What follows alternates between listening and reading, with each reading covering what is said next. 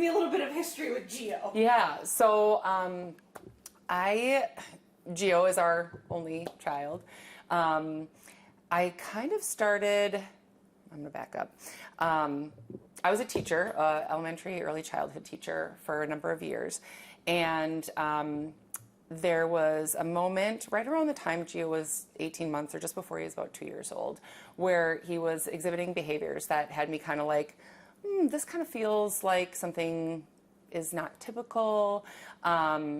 Things that, you know, maybe I saw exhibited in students I used to teach. And that was the initial, I think we need to talk to our doctor. I think we need to seek some support and maybe evaluate if autism spectrum disorder is something that's going to be a part of our lives. And so, yeah, that was very, very early on. And we went through a journey of diagnosis. Gio was eventually diagnosed autism spectrum disorder by 2 separate professionals because we wanted to be really sure this is something that, you know, we were going to look into.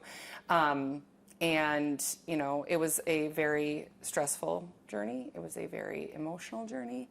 I'm so grateful to have the support in our lives that we have, but being connected with the autism therapy providers that we ultimately got connected with was, you know, it was huge for our family. We were able to get intervention early, and it's very timely to be sitting down and talking about this because we just exited from the program. He graduated from the treatment program that we had been working with because he is meeting all of his developmental milestones, and that doesn't come without, you know, day-to-day challenges that we experience. But now my husband and I and our family and our care providers and his teachers have resources and tools to be able to help him versus not having any answers if we hadn't gone down the path to understand the way his brain works. Yeah, because what is a day like with Gio?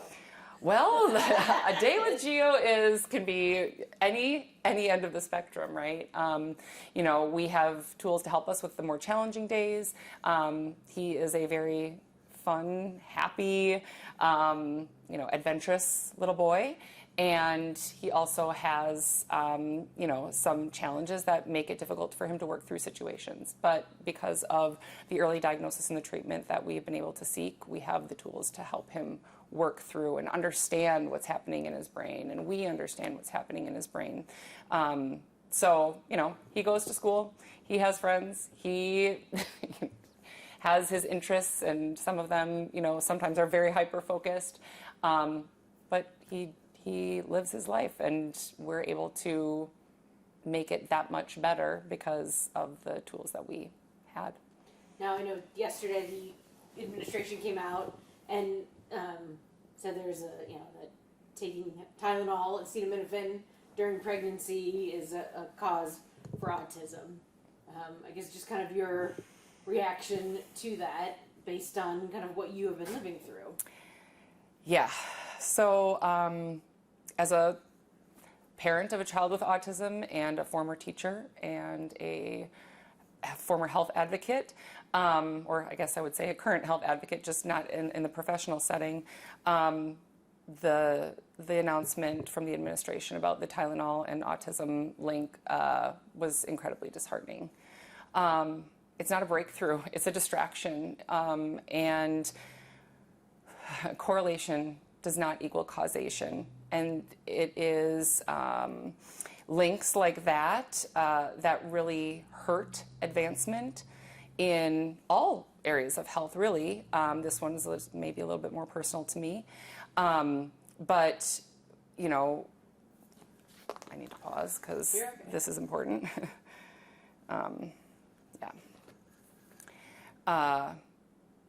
Correlation does not equal causation, and using science in this way, in this baseless way, harms families. It harms individuals. It sets us back. It doesn't progress anything. It doesn't progress treatment. It doesn't progress diagnosis. It doesn't progress prevention or resources. What we need are real conversations about what does move the needle, and splashy headlines are not what moves the needle.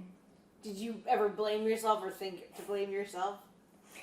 That's a really, that is, so headlines like Tylenol, taking Tylenol during pregnancy can cause autism, really hurt parents, especially mothers, because they're already experiencing guilt, shame. What could I have done differently? I went through that journey. I have friends. I was literally just talking to a friend about the same exact thing, you know, blaming women and mothers for things that they did during pregnancy that have no scientific basis whatsoever.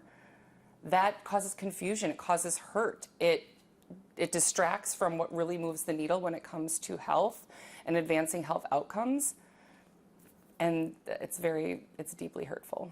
Do you think this, I mean, obviously you're, I don't want to say your circle, your autism family, right? Yeah. Like, do you think this will, you know, is there anything you can do or will you do or try to do to dispel this, to stand up for your families and your children?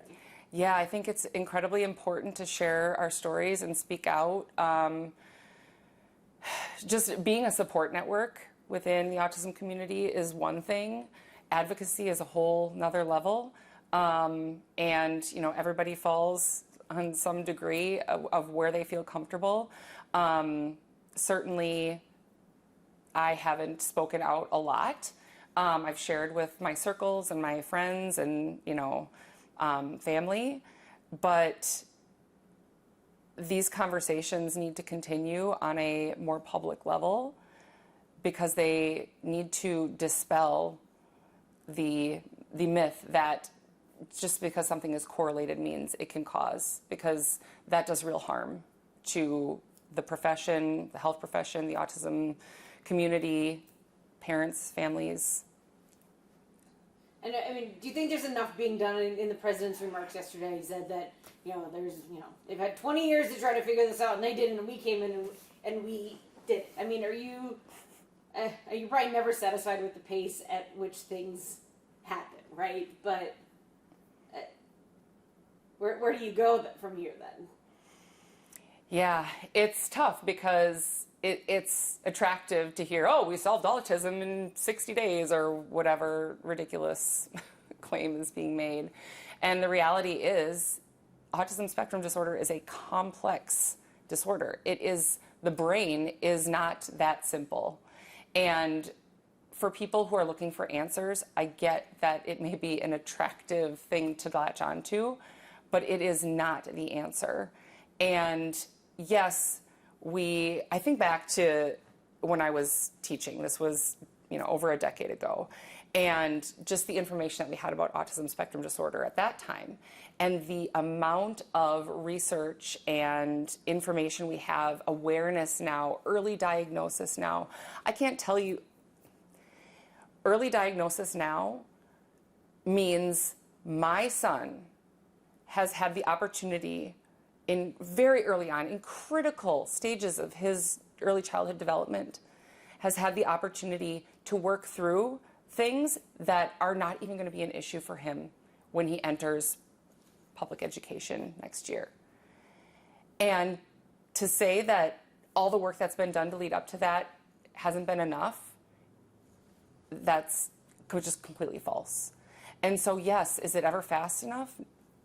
No, but to be able to sit here and say, because of the work that's been done over the last decade, because the work that will hopefully continue to be done, we're just going to keep getting better and better. But to say we can solve it in less than a year because of Tylenol, that doesn't do anything for a community of people who are trying to do the best for their children and their families and make a real difference. You know, there's also talk of this treatment, this drug I mean, was that anything you ever explored with Geo? Or are you aware of it enough? I mean, they made it sound like this is, you know, it's going to be the cure-all now. Yeah, so I can't say that I fully understand the treatment that they are suggesting is going to cure autism. From what I do understand is that it can be effective on certain children who have a deficiency in, is it the vitamin or the mineral? If you have a deficiency and then adding it in, yeah, that makes sense. But to say that every kid with autism is going to be cured because of that is not realistic. It's not a valid claim. Because it's a complex disorder. Yes. Everybody's treatment is different. Yes. Everybody's degree is different. 1,000%. I mean, I have a problem with people say, "Oh, he doesn't even look like he has autism." Like, okay, well, we're not going to unpack that right now. Let's start with every person with autism presents differently. There is no one autism, which is why there is no one cause and there is no one treatment. And I think that's what is being left out of the conversation when we see splashy headlines like Tylenol causes autism. If you were pregnant now, would you take Tylenol? If I needed it, absolutely. I mean, there are greater problems if a woman has a fever during pregnancy and doesn't take Tylenol to get her fever down. I think the confusion that's caused by a headline like this can be detrimental, and that just isn't part of the conversation, and that's really very sad. Baseless claims like this do not move the needle when it comes to diagnosis, treatment, prevention. But what it does do is it amplifies the worry, the guilt, the shame that parents, especially mothers, feel, and causes even more confusion. Gio is still 4, or is he 5 yet? Gio will be 5 in November. Okay.